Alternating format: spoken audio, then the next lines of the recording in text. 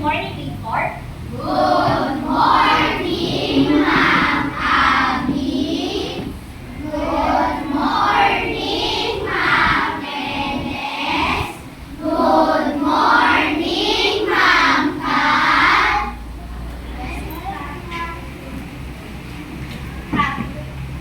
So, handa na ba ang lahat para sa ating aralin? Ang ating aralin ay tungkol sa sakuna at kalamidad, ating paghandaan, buhay ay mahalaga, ating paghinangan. Sige nga, basahin nga muli natin.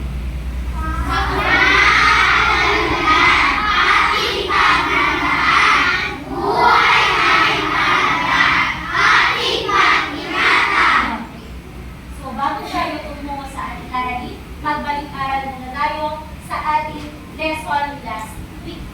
So, ano-ano ang mga paraan upang hindi tayo dapuan ng sakit? Yes, Andrea? Maghugas ng kamay. Red? Uminom ng gamot or? Vitamins? Yes, Jay? Maligo araw-araw? Mag-sanitizer o? Alcohol? Yes? Mag-fix mask kung mayroong mga simptomas. Makikinig ang lahat. Tama? Umayos na buko? So, pagmasdan ang larawan. Report, tingin sa TV. Magbigay ng inyong interpretasyon sa nasabing larawan. Yes, Elise? Sa larawan ay posibleng lumilingkod. Ano ka? Anak, yes? Mayroong malakas na hangin. Meron nga ba? Okay, yes. Map? Mayroong sunog. Ano ka? Hindi? May bagyo? Yes, anak. Mayroong emergency, maaari. Ano ka? Sino ka? Ano ka ang malang sinubo? Ito ay may kaugnayan sa ating aralin. Okay. So, bago tayo pumunta sa ating aralin, ano kaya ang mga posibleng salita ang maaaring iugnay sa larawang ito? Taas ng kamay. Jay? Mayroong kalamidad. Ano pa? Andrea? Mayroong bagyo. May sakuna. Ano pa po? Pwedeng mag-evacuate. Emergency. Ano pa? Ayan, yung sinabi ni Ed. Sige na, umayos nga na po. Nakasalan. At ulan. Ano kaya ito? Shanaya. Ito ay bagyo. Next. Pangalawa. Pagbuhok ng lupa. Yes, Loni? Landslide. Okay, very good. Pangatlo. Bunga ng bulkan. Okay.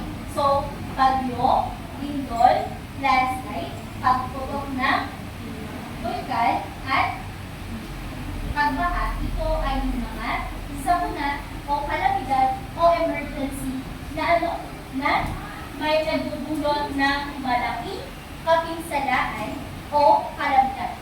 Ito ay aksidente o mga hindi sadyang pangyayari tulad ng bagyo, lindol, pagputok ng bulkan, at pagbaha. Okay. So, unahin muna natin yung bagyo. Tingnan ang larawan. Sabi kanina, nagdadala ng malakas na hangin at ulan. So, ang Pilipinas ay nakaranas ng mahigit kumulang sa 22 bagyo sa loob ng isang taon. So, di ba kapag may mga bagyo, may mga pangalan sila, tama? Mula letter A hanggang letter Z, alphabetically arranged sila. So, 22 na bagyo ang possible na pumapasok sa ating bansa sa loob ng isang taon. Okay. So, ang bagyo ay bugso ng hangin, lakas ng pagbuhos ng ulan at maging ang dami ito ay lubhang nakapamiminsaya. So, ano ang dulot ng bagyo? Una,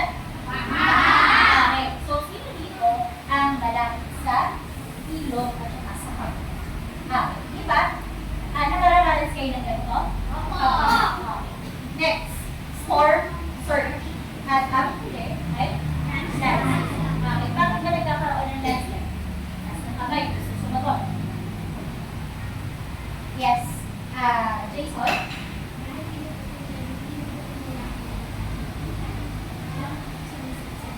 Okay. Kung pinuputol ang puno ng ano? Walang kapatid. Okay. Once na ikaw ay nagputol ng puno, kailangan ito ay may permit at pag nabigyan na kayo ng permit, anong gagawin? Magtatanim kayo ng panibago. Okay, next. Pag-asa. Everybody read. Pag-asa.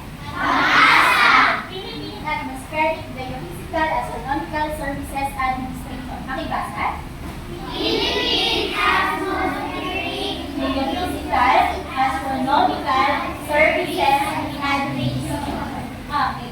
So, ito ay ahensya ng pamahalaan na kung saan ito yung nagsasabi sa atin kung mayroong paparating na bagyo sa ating lugar. Okay. Nararanasan ba natin na walang pasok kapag may bagyo? Dahil ang pag-asa ay nagbibigay ng signal number o warning kung tayo ba ay pinakailangan maghanda sa paparating na bagyo. So kapag signal number 1, mayroon itong 30 to 60 km per hour. Yung lugso ng hangin or lugso ng ulan niya ay ganito. So, mostly, kapag signal number 1, sino walang pasok? Yung mga kinder or yung mga toddlers. Diba? Tama?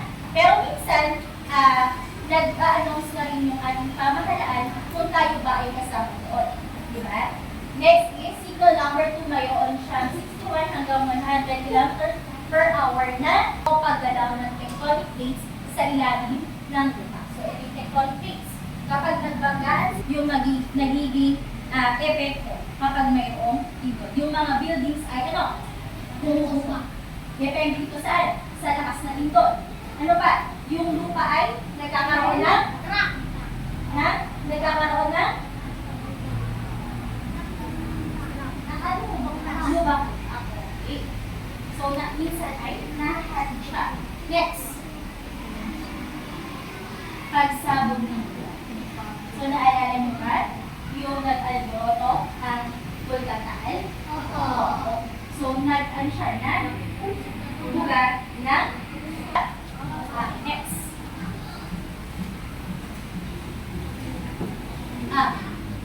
So, ngayon, punta na tayo sa group up na ginagamit upang magbigay ng ideya, pagbigay ng ideya tungkol sa isang topic. So, maaari kayong bumuli, maaari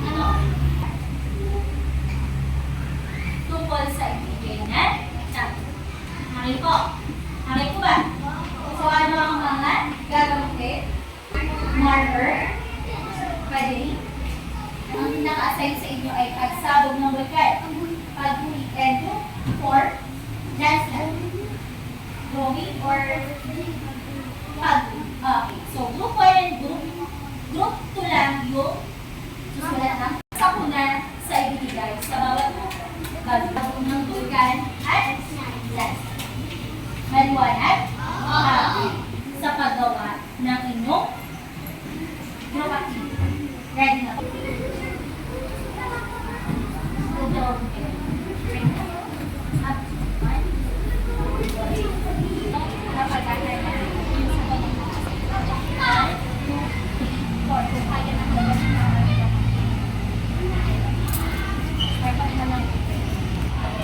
Kasi sabi nila mag-sentencing na. Kaya binili. Nabago na. Next is by dance. So, pagdating na ng pamamaraan kung paano mapagahan or paano natin maabot yung dance. Yung pamamaraan kung paano mapaghahandaan ang sakot. Pakikita nito. Pwede mag-drawing din ay bagyo. So, ano yung mga pamamaraan upang mapaghandaan ng sakuna. Okay? Patingin sa kaklase.